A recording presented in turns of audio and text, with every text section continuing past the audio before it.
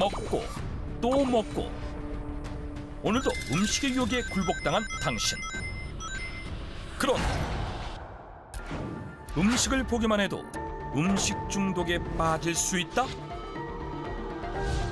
마약과 같은 중독성으로 비만을 유발해 당뇨, 심근경색과 같은 혈관질환 위험은 물론 이로 인한 합병증으로 사망률까지 높이는 음식 중독의 실체를 밝혀라. 선생님 요새 무슨 방송 보세요? 저는 뭐 먹방 되게 많이 보는 것 같아요. 아, 먹방이요? 네. 그리고 그걸 보고 나면 거기서 끝나는 게 아니라 워낙 또 맛있게들 드시다 보니까 그걸 또 시키든지 해서 먹든지 그런 경우도 많고 그러고 나서 또 후회하고. 아, 요새 그렇게 이미지나 영상을 통해서 음식 이미지에 노출이 굉장히 많은데. 맞아요. SNS에도 네. 왜 되게 맛있는 사진들 많이 올라오고 대부분 먹는 사진들이에요. 그래서 이런 행태들을 디지털 세대의 비주얼 헝거라고 하는데 혹시 들어보신 적 있으세요? 비주얼 헝거요? 네. 제가 비주얼 헝거는 못 들어봤는데 제가 이제 처음에 그 비만 배울 때 네. 식욕을 자극하는 것 중에 가장 센 게 이 시각적인 자극이다. 네. 그거는 들어봤어요. 그거랑 좀 비슷한 건가? 가장 간단하게 얘기하면 위가 배고프지 않고 뇌가 고픈 거죠. 굳이 위가 비워지지 않고 배고픔을 느끼지 않는데도 뇌가 배고픔을 느껴서 음식을 찾게 되는 걸 얘기하거든요. 흔히 말하는 가짜 배고픔이. 네. 음식을 보기만 해도 배고픔을 느낀다? 실제 실험을 통해 확인해 보기로 했다. 평소 먹방을 즐겨본다는 40대 두 남녀. 엄청 좋아하는데요. 많이는 안 봐요. 보면 먹고 싶어지잖아요. 이제 다이어트는 항상 다이어트 하고 있으니까 좀 참으려고 많이는 보지 않아요. 제가 먹는 걸 좋아하는데 아마 대리만족으로 좀 많이 보는 것 같아요. 먹방을 화면으로 볼 때와 실제로 음식을 섭취했을 때 우리의 뇌 상태가 어떻게 변할지 뇌파를 통해 분석해 보기로 했다. 먼저 평상시 뇌파를 측정한 결과 두 사람 모두 안정적인 파동을 보이고 있는 상황. 이제 본격적으로 먹방을 시청해 보기로 하는데 먹방을 전달하자마자 놀라울 정도의 집중력을 보이기 시작하는 실험자들. 심지어 감정이입까지 시작하는데 그 국수하고 이거 비벼서 같이 먹어야지. 더. 저거야 저거. 너무 맛있어. 그렇다면 먹방을 시청했을 때 뇌파는 어떻게 변했을까? 그 결과는 놀라웠다. 최용우 씨와 양민아 씨 두 사람 모두 잠잠하던 뇌파가 요동치기 시작한 것. 마지막으로 먹방에 나왔던 똑같은 음식을 섭취한 뒤 다시 한번 뇌파를 측정해 봤는데 과연 어떤 결과가 나왔을까? 평상시 우리 뇌는 안정적으로 파동을 내보내다가 자신이 좋아하는 음식을 섭취하면 과활성 뇌파로 변하는 것을 알 수 있습니다. 그런데 먹방을 시청했을 때도 음식을 섭취했을 때와 똑같이 과활성 뇌파로 변화됨을 관찰할 수 있는데요. 그러니까 뇌는 음식을 먹는 것과 보는 것을 제대로 구분하지 못한다는 것을 알 수 있습니다. 두 실험자 모두 먹방 시청 당시 과하게 치솟으며 흥분 상태를 보였던 서파가 음식 섭취 후에도 같은 반응을 보이며 먹방을 볼 때와 음식을 먹을 때를 구분하지 못했던 것. 실제 음식 사진을 보는 것만으로도 뇌가 반응해 허기를 느낀다는 연구 결과는 물론 식품 광고를 자주 볼수록 더 많은 칼로리를 먹게 되고 음식 관련 SNS에 많이 노출될수록 비만과 당뇨 위험이 높아진다는 내용도 확인할 수 있었다. 제가 살짝 헷갈리는 게 이게 네. 보기만 해도 먹었을 때랑 같은 반응을 한다면 오히려 실제 먹지 않고 약간 보는 것만으로 이런 효과를 거둔다면 더 좋은 거 아닌가요? 근데 실제적으로는 그렇지 않아요. 위갑이지 않았는데도 음식에 대한 이미지를 시각적으로 계속 노출이 되면 이 노출된 것만으로도 뇌가 자극이 돼서 사람들이 음식을 먹게 되는 거죠. 그러니까 실제로 먹지 않아도 되는, 때가 되지도 않았는데 네. 뭐 먹은 것처럼 생각하면 위산도 분비가 되니까 배도 고플 거고 네. 결과적으로는 더 먹게 되는 효과가 네요. 그렇죠. 결국엔 이거 자체가 장기화가 되면 배가 고프지 않아도 음식을 지속적으로 갈망하게 되는 음식 중독에 빠질 수 있어요. 음식 중독이란 배고픔이 아닌 정신적 보상을 위해 음식을 계속 찾게 되는 현상으로 식사를 하고도 알 수 없는 허기짐에 빵과 떡을 찾게 되는 탄수화물 중독, 주기적으로 기름진 음식이 생각나는 지방 중독 등 특정 음식에 대한 중독은 물론 식사 외에 자꾸만 음식을 찾게 되는 등 다양한 형태로 나타나게 된다. 음식 중독이 이제 마약 중독만큼 위험한 이유가 금단 현상 때문이거든요.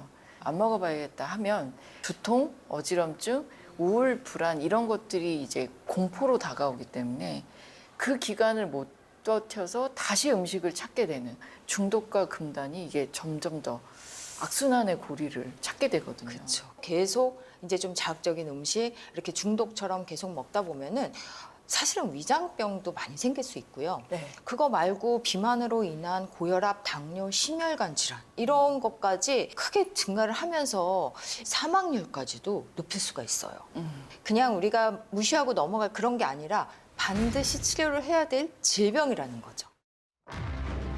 음식 중독으로 인해 음식을 자주 많이 섭취하다 보면 인슐린이 너무 많이 분비돼 혈당이 과도하게 낮아지는 저혈당 상태에 빠지게 되는데,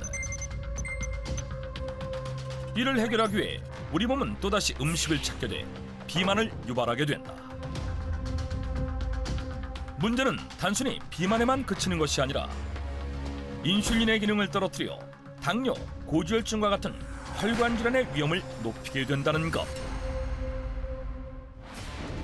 음식 중독으로 인해 체중이 증가하며 당뇨, 심혈관계 질환, 암 등의 발병률을 높여 2.5kg 증가 시 1.1배, 5kg 증가 시 1.4배, 15kg 이상 증가했을 때 위험도가 2.4배까지 높아진다는 연구 결과도 확인할 수 있었고,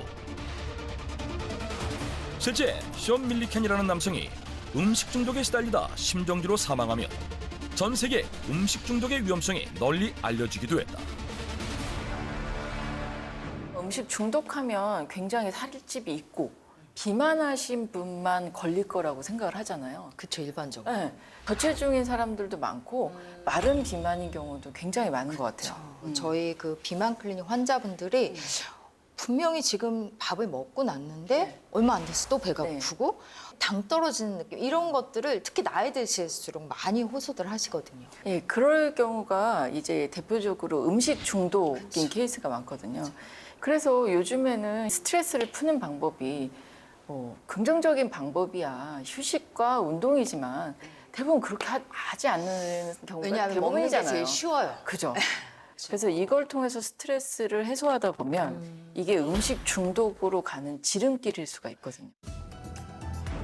하지만 음식을 탐하고 먹는 즐거움을 누리고 싶은 것은 인간의 본능. 그렇다면 음식에 중독됐음을 확인할 수 있는 방법은 없을까? 음식 중독인가 아닌가 판단할 수 있는 3가지 질문을 준비해 왔어요. 아, 네. 저희가 같이 손가락 네, 하나씩 저도 해볼게요. 해볼게요.